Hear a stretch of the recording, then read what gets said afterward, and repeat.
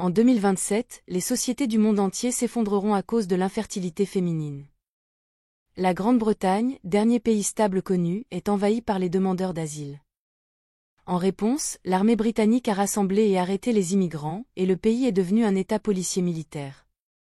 Theo Fallon, Clive Owen, ancien militant et bureaucrate cynique, est kidnappé par un groupe de défense des droits des immigrés appelé Fish et emmené chez l'ex-femme du leader, Julianne Taylor, Julianne Moore.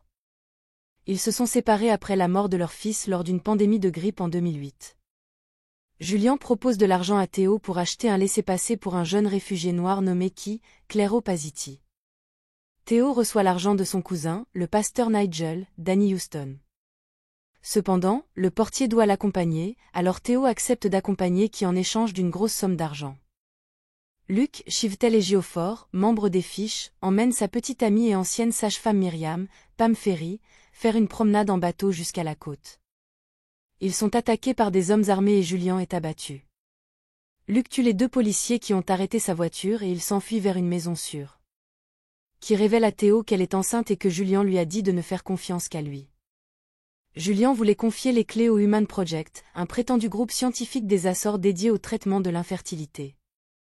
Cependant, Luc convainc de rester.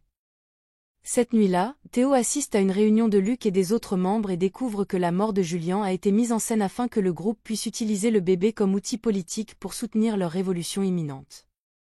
Theo réveille et Myriam, et il vole une voiture et s'enfuit vers la cachette isolée du vieil ami hippie de Theo, l'ancien illustrateur éditorial Jasper Palmer, Michael Ken. Des plans sont élaborés pour monter à bord du navire Human Project Tomorrow, qui arrive au large du camp de réfugiés de Bexhill, et Jasper propose d'infiltrer le garde du camp, Sid, Peter Mullan. J'ai dû. Les poissons poursuivent le groupe et Jasper reste pour les combattre en donnant à sa femme catatonique le médicament suicide Quietus. Horrifié, Theo regarde Poisson le tuer avant de s'enfuir avec Myriam et Key. Ils rencontrent ensuite Sid et sont transportés à Bexhill en tant que prisonniers. Lorsque Key accouche dans le bus, Myriam rend fou un agent de sécurité suspect et l'emmène. Au camp, Theo et Key rencontrent Mariska, Oana Perea, qui leur propose une chambre où qui donnera naissance à leur fille. Le lendemain, Sid informe Theo et Key qu'une guerre a commencé entre les militaires et les réfugiés, dont Fish. Sid voit le bébé et menace de le signaler, mais il l'attaque et s'enfuit.